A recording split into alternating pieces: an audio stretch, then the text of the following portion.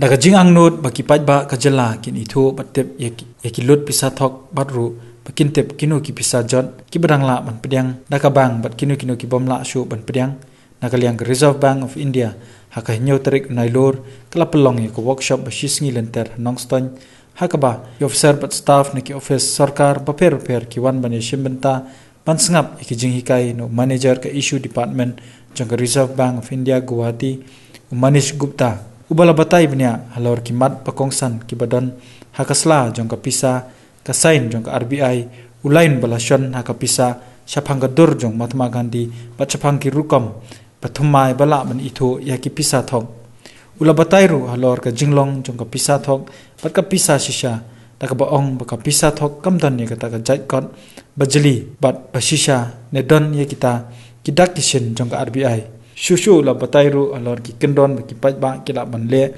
lada ka pisa baki don kala dukot ne jaklia palan ki pajba kila banle pujulino ye kite ki pisa kinu ki bang lada kite ki pisa kidang don palat 100% kidak kishin pala don lupa hakite ki lut pisa.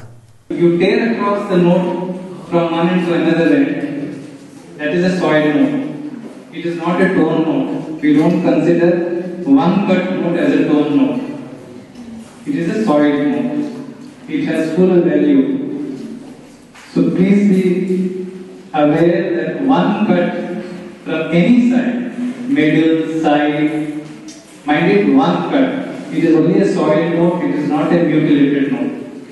Up to one cut, it is a soil note, which a portion is missing. If your note has a portion, a small portion is also missing, it becomes a mutilated note. Or which is composed of more than two pieces. As I said before, if it is two pieces, it is a soil note. If it is more than two pieces, it becomes a mutilated note.